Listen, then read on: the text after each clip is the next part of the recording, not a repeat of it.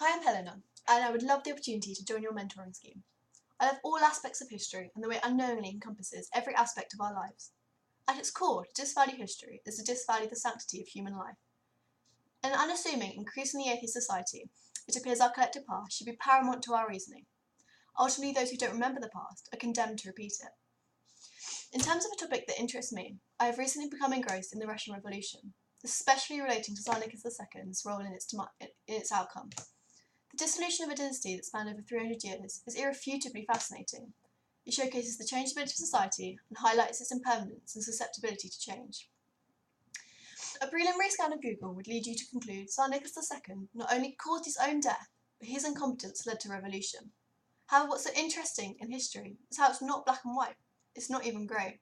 There's layer upon layer of factors that have to be unravelled before any conclusion can be made.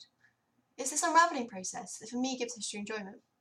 For the purpose of this, I want to look at how the responsibility for the Russian Revolution and the consequential demise of the Tsar and his family did not, contrary to popular belief, lay entirely at Nicholas's feet. Looking at the king's predecessors outlines the political disharmony that swam in the undercurrents of Tsarist Russia. Paul I was strangled by would-be usurpers. The death of Alexander I led to the Decembrist uprising, and his grandfather Alexander II was blown up by terrorists. Despite their divine rights, it's evident that their position was threatened before Tsar Nicholas came to the throne. I recently read an article that summarised commendably the problem of Russian autocracy. Russia had outgrown the bounds of absolutism and was yearning to play a bigger political role. It has to be questioned whether Russia had simply outgrown the Tsarist system, and that revolution on this basis was necessary and also inevitable. Karl Marx's proletariats, who made up an estimated 80% of Russia's population, had nothing to lose, but their change and a world to win. We know there's a power in mass consciousness. On paper, numbers equate to power, and this is perhaps Tsar Nicholas's downfall. My passion for this topic stems firstly from its complexity. It's a Rubik's Cube of information. Every new book or article I read brings a new colour and line of thought. The arguments are almost interchangeable.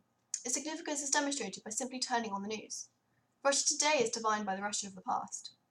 In his first term, Lenin made efforts to trade his citizens their political freedom for a sense of security and prosperity, undeniably a parallel to the sense of political state that Russians are subject to today. In terms of its relevance to today's society, we need only to look to our own royal family. A visit to Queen's Gallery, London, outlines how closely our heritage links to that of the Russian royal family. Tsar Nicholas's wife was Queen Victoria's grandchild. The blood that runs in their children is of the same origin that runs in our queens today. I hope you enjoyed listening to my speech and that it managed to give you an insight into my passion for not only the Russian Revolution, but history on a wider scale.